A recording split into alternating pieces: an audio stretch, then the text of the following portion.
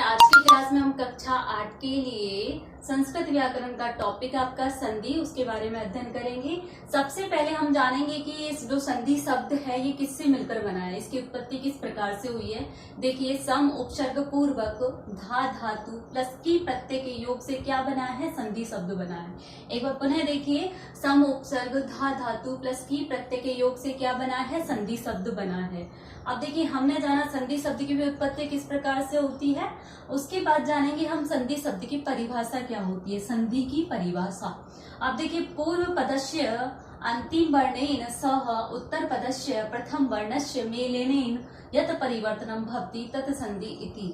इसका तात्पर्य यह है, अर्थ पूर्व पद के अंतिम वर्ण के साथ और उत्तर पद के प्रथम वर्ण का मिलने से जो परिवर्तन उत्पन्न होता है उसे ही हम संधि कहते हैं। यानी कि पूर्व पद के अंतिम वर्ण और उत्तर पद के प्रथम वर्ण के मिलने से जो विकार उत्पन्न होता है, जो परिवर्तन होता है, उसे ही हम संधि कहते हैं। यानी कि दो वर्णों का अत्यधिक समीप लाना और समीप लाने से जो परिवर्तन उत्पन्न होता है उसे हम संधि कहते हैं।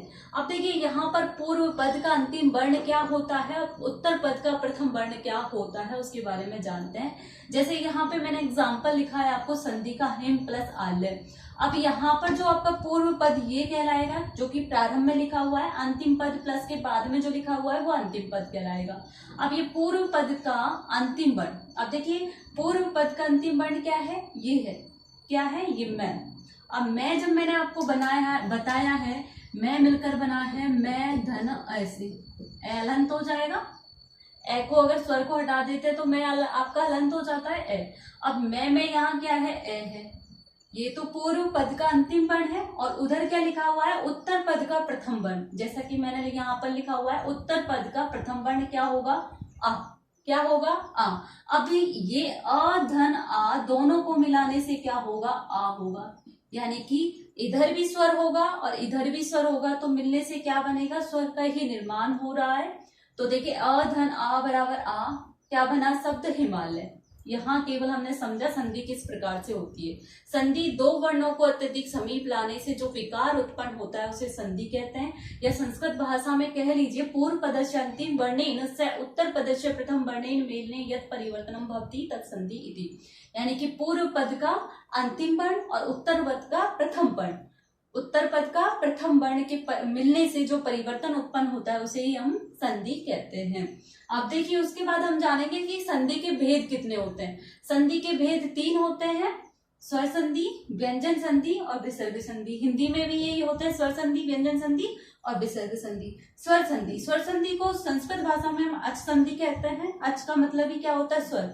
और व्यंजन संधि को हम हल संधि कहते हैं और उसके पश्चात जो विसर्ग संधि है उसका नाम हम विसर्गी कहेंगे। अब देखिए, जो स्वर संधि है आपकी, स्वर संधि किसे कहते हैं। स्वर संधि का तात्पर्य यह होता है, जैसा कि मैंने आपको यहाँ बताया था, पूर्व पद के अंतिम वर्ण में स्वर होगा और उत्तर पद के प्रथम वर्ण में भी स्वर होगा और उनके जो परिवर्तन से जो जिस वर्ण का निर्माण होगा वह भी क्या होगा, स्वर ही होगा। तो वह संधि कौन सी कहलाएगी, स्वर संधि कहलाएगी। जिस प्रकार से मैंने यहाँ लिखा है, स्वर प्लस स्वर, ठीक है, स्वर वर्ण होगा, बाद में भी क्या होगा, स्वर वर्ण होगा और दोनों के मिलने से किसका निर्माण होगा, स्वर का ही निर्माण होगा। तो वह संधि कौन सी कहलाएगी, स्वर संधि कहलाएगी। जिस प्रकार से देव धन आल्य, अब यहाँ पर जो पूर्व पद का अंतिम वर्ण है अ है और यहाँ पर उत्तर पद का जो प्रारंभ का वर्ण है वो आ है, तो ये भी क्या है, अ स्वर है और आ भी क्या है, स्वर है। दोनों के मिलने से किसका निर्माण हो रहा है, स्वर का ही निर्माण हो रहा है और क्या बनेगा, देवालय। तो ये कौन सी संधि है, स्वर संधि है। कौन सी संधि है, ये स्वर संधि है। अब देखिए, व्यंजन संधि, व्यंजन संधि देखिए, इसको हम हल संधि कहते हैं संस्कृत भाषा में। अब देखिए, व्यंजन संधि, व्यंजन वर्ण, और देखिए इस व्यंजन संधि में क्या होता है, इधर व्यंजन वर्ण होगा और उसके पश्चात जो उत्तर पद का जो प्रथम वर्ण होगा वह स्वर वर्ण भी हो सकता है और व्यंजन वर्ण भी हो सकता है। और उन दोनों के मिलने से जो परिवर्तन होगा वो व्यंजन वर्ण का ही आए, वो व्यंजन वर्ण ही होगा। यानी कि वह संधि कौन सी कहलाएगी, व्यंजन संधि कहलाएगी। जिस प्रकार से मैंने एग्जाम्पल में यहाँ समझाया है, सत प्लस जन। अब देखिए, यहाँ पर जो त है ये क्या है, व्यंजन वर्ण है और ये क्या है, यहाँ पर ज, ये भी व्यंजन वर्ण है और दोनों के मिलाने पर क्या बनेगा, व्यंजन ही बनेगा। क्या बनेगा, व्यंजन ही बनेगा, व्यंजन वर्ण। तो क्या बनेगा? सज्जन। क्या बनेगा? सज्जन। अब मैंने आपको एक यहाँ पर लिखवाया था, व्यंजन के पश्चात आपका स्वर भी हो सकता है और व्यंजन भी हो सकता है। अब मैंने यहाँ पर आपको व्यंजन का एग्जाम्पल तो बता दिया, लेकिन स्वर का एग्जाम्पल कहाँ है? देखिए स्वर का एग्जाम्पल ये है खादन। अभी न क्या है यहाँ पर? व्यंजन है, ए क्या है? आपका स्वर है।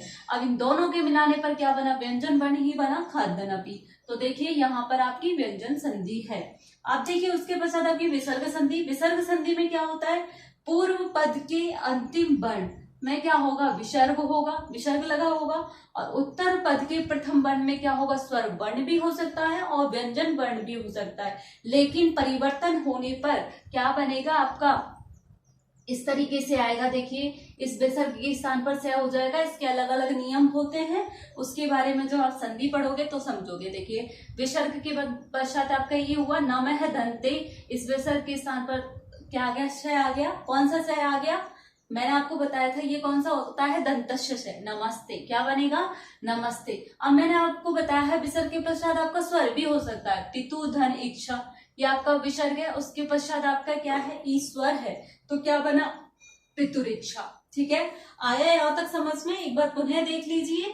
देखिए संधि बना है सम प्लस धा प्लस की संधि। परिभाषा होती है पूर्व पद के अंतिम वर्ण और उत्तर पद के प्रथम वर्ण के साथ मिलने से, आपस में मिलने से जो परिवर्तन उत्पन्न होता है या विकार उत्पन्न होता है उसे हम संधि कहते हैं। हिंदी भाषा में कह लीजिए। देखिए दो वर्णों के मिलने से जो परिवर्तन उत्पन्न होता है उसे हम क्या कहते हैं? संधि कहते हैं। संधि के आपके तीन भेद होता है, स्वर संधि, व्यंजन संधि, विसर्ग संधि। स्वर संधि में क्या होता है? पूर्व पद का अंतिम वर्ण स्वर होगा और उत्तर पद का प्रथम वर्ण स्वर होगा, और दोनों स्वर वर्णों के मिलने से जो स्वर का ही निर्माण होता है, स्वर वर्ण का ही निर्माण होता है, उसे हम स्वर संधि कहते हैं। और व्यंजन संधि, इधर आपका व्यंजन होगा और उधर उसके पश्चात में क्या होगा? आपका स्वर भी हो सकता है, व्यंजन भी हो सकता है, लेकिन जो परिवर्तन होता है वो व्यंजन वर्ण का ही निर्माण होता है, उसे हम व्यंजन संधि कहते हैं। उसमें क्या होता है? विसर्ग संधि में आपका विसर्ग होगा, उधर आपका स्वर और व्यंजन भी हो सकता है, और जो निर्माण होता है वो आपके सूत्र के अकॉर्डिंग होता है, उसमें हम क्या लगाएंगे? विसर्ग संधि कहेंगे। ठीक है, अब यहाँ तक आपको इसका अच्छे से वर्क करना है और यहाँ तक याद करना है। नेक्स्ट क्लास में हम जानेंगे स्वर संधि के भेद के बारे में। ठीक है, थैंक यू।